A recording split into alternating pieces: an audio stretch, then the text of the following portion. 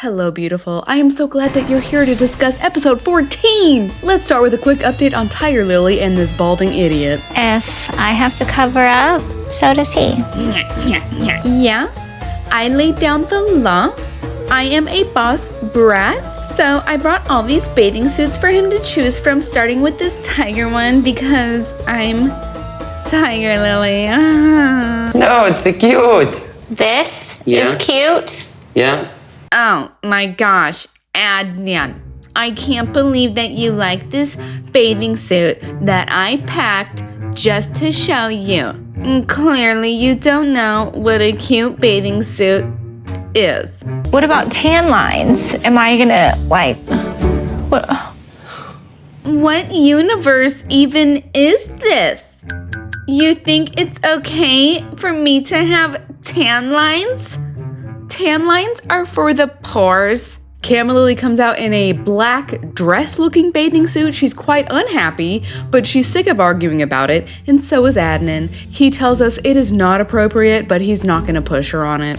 I feel like this dress is almost like a straitjacket. Like I can't even breathe. The swimsuit of death is trying to strangle me, Adnan. Look! He's just staring at her, staring off into the distance. These two are so weird together. The swimsuit situation is too much. I need to take drastic action. Just wanna nip things in the bud now before it gets out of control. Adnan, this sucks.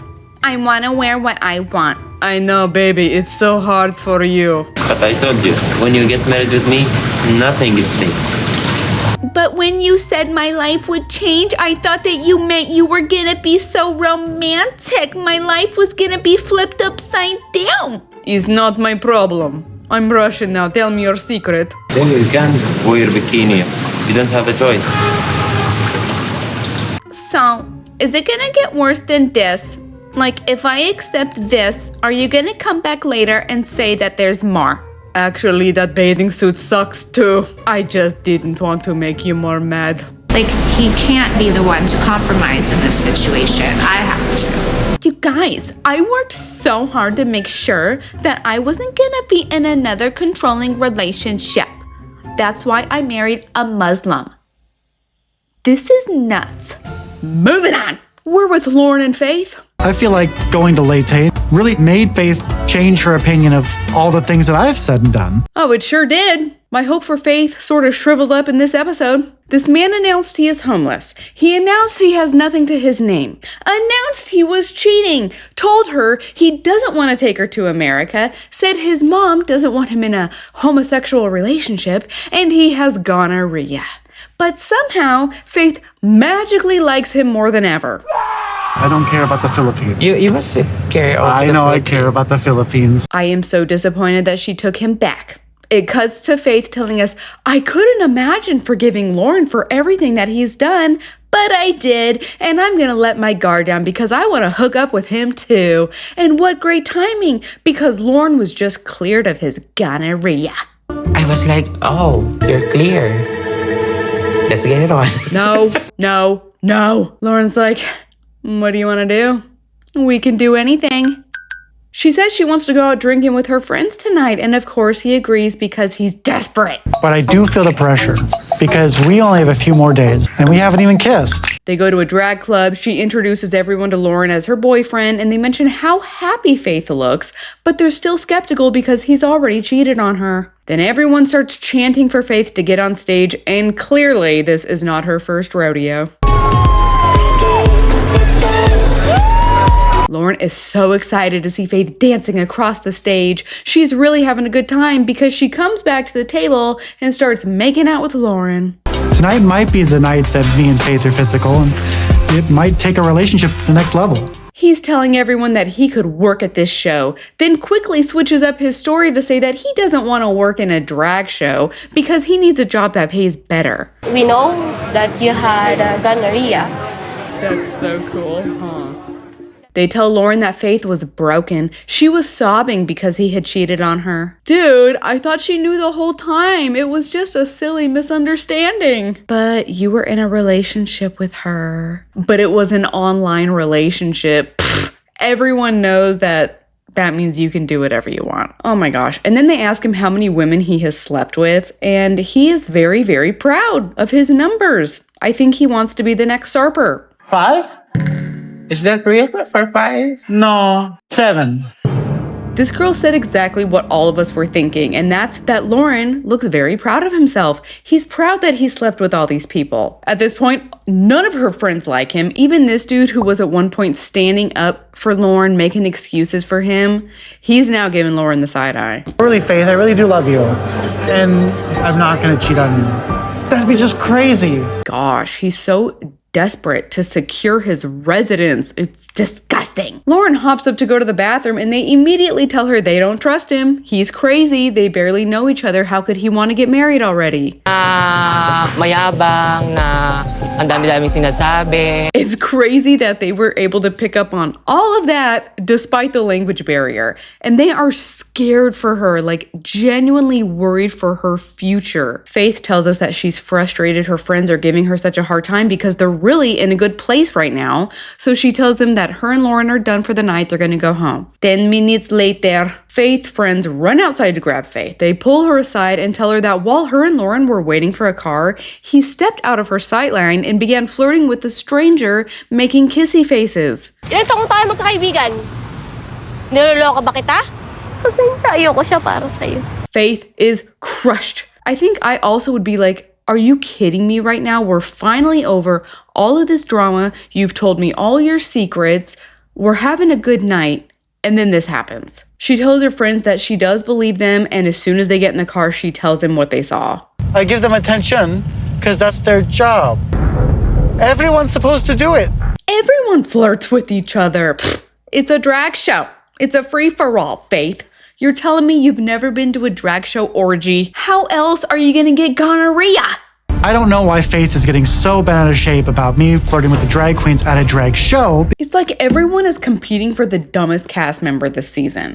Is it Tigerlily, who can't Google Islam? Is it Vana, who didn't know that change existed in other countries? Is it Brian, who thinks his past and current situation wouldn't be exposed? Or is it Renee, desperate to save all the chickens she doesn't personally consume?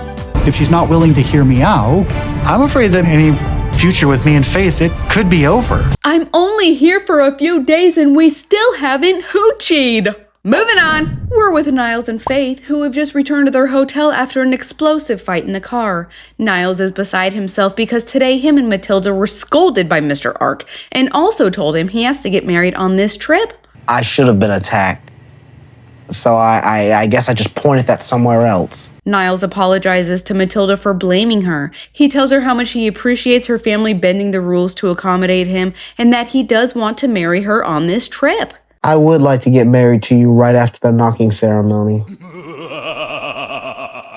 That face is kind of smug.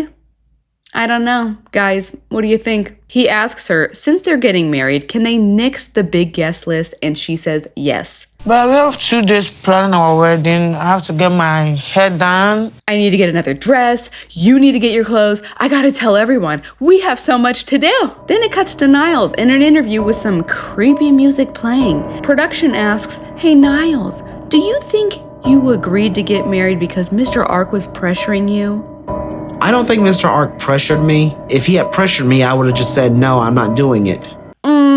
He said either get married now or not at all. He gave you an ultimatum. But now the problem is, how is he supposed to pay for it? Okay? All this time, he's been saying he can't do it yet because he can't afford it. We've arranged with Mr. Ark to come with me to tell Matilda's family about the change in plans. Matilda is once again looking very nervous about this encounter. Mr. Ark will be speaking to her family as Niles' father, and the bride price is going to be negotiated. I'm really hoping Mr. Ark understands that I'm not a rich man.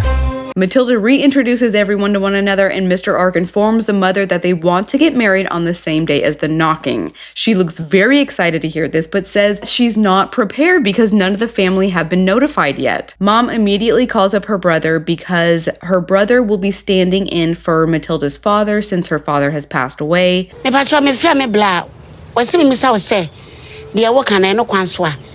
Everyone is so happy with this good news, but the only thing on Niles' mind is how much He tells Niles, don't worry, I'll take care of it. Let's celebrate because this time tomorrow, you will be a married man. He doesn't look excited. Why are we continuing plans without discussing the cost? He pulls Niles aside and says, okay, they're expecting you to bring all these drinks. You need to get your outfit, her outfit. Long story short, it's going to cost you 4,700 CDs. 4,700 CDs comes down to about $400 US.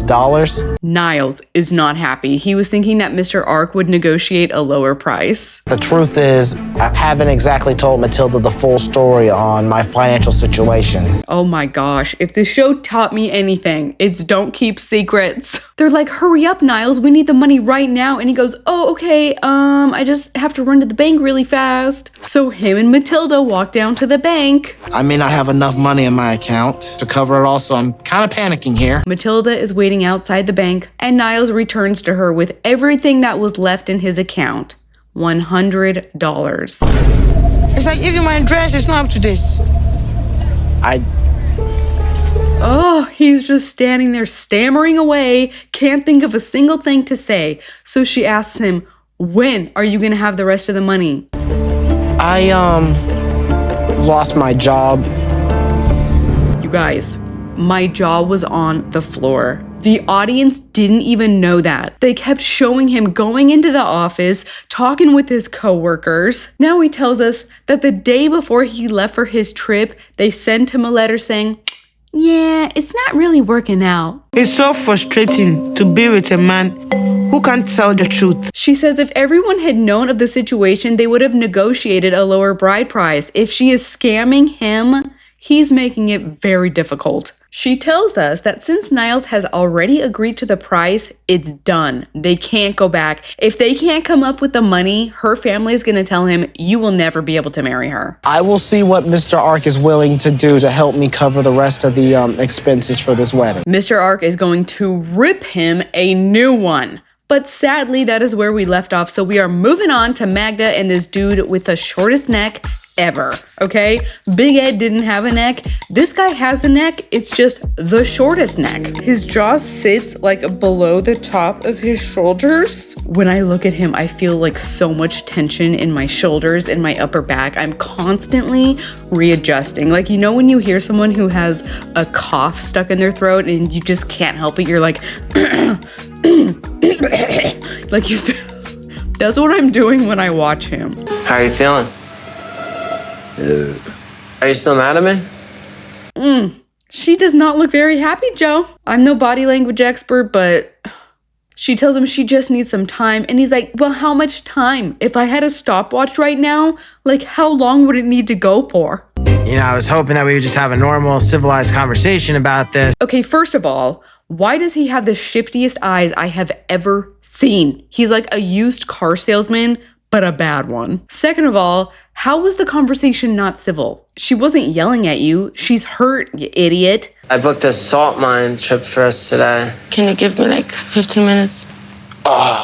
Magda is really struggling with this issue right now. The cheating has been on her mind for months, and now that he's here to explain himself, she's more confused. How could he not remember when he cheated on me? I don't know. I will try to, let's say, have fun. The happiest I have seen this girl so far is when she was talking about her dog. Ever since Joe showed up, she's been looking like this. They get into the salt mine. It's actually pretty cool, but Magda tells us that she's already been there twice. I don't think her demeanor is because she's bored. I think it's because she's stuck with Hunchy. Dude, can you please stand up straight? Shoulders back and down. Do you know that people come to get married in the salt mine, in the chapel? Yes. They get married here? He turns to Magda and goes, hey, you want to get married here? And she's just looking at him like, I hate your frickin' guts so much right now. Thought that this would lighten the mood a little bit. A good old salt mine.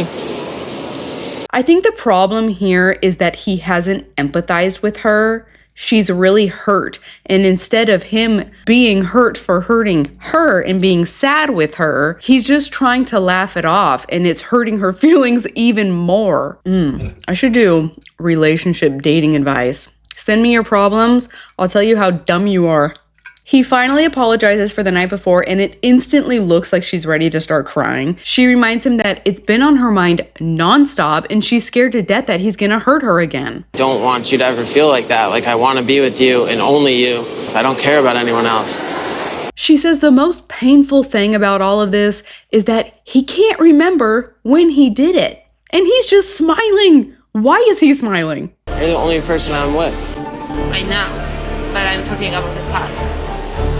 He pauses for a very, very long time before saying, no, of course not. But she's like, there's no way that you wouldn't be able to remember that unless you've been hooking up with girls the entire time. Tell me all the truth. If I will find out something else that will be gone, everything between us. Oh my gosh, you can see it in his eyes. He's so guilty, and she knows. It's been weighing on my mind that Magda does not know that I'm friends with someone I dated.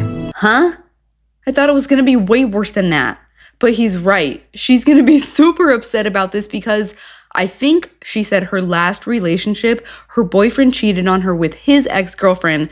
So this is going to be extremely triggering for her. She's staring up at him, pleading for some honesty. She's ready to hear the truth, but he says, no, there's nothing. I decided not to tell Magda because I don't want that to be an issue. Oh my gosh, him constantly breaking eye contact is killing me. So they get in the car and Magda is looking horrible. He's like, hey, are you okay? And she's like, no, my head is killing me. And it looked like she was going to fall asleep as she was driving. I was worried for her. Thankfully, they make it back up to their hotel room and he's quick to bring her ice, get her comfortable. This was good. I think that she really needed to see him being serious, being an adult for once. Do you like my sleeping outfit? It's a kimono. It's from Japan. I got a smile. So far, I really liked Magda. She seems to have her head on straight. She knows what she wants. I'm not getting scammer vibes from her because I would imagine if she was scamming him, like if I was gonna scam a dude for a visa and I heard that he was cheating on me, I would be like, oh my gosh, that's perfect because I could go to his country, I could get married to him, and then hopefully he'll cheat on me again, and then I can be like, bam, perfect reason to break it off and leave him. It's a new day. Goofball is in the kitchen preparing something to eat for Magda, as he calls her. He brings her a plate of eggs and nothing for himself. I thought that it was very sweet of him. I think all that Italian hospitality is coming into play. And the first time the man showed me how much he loved me, and that was great.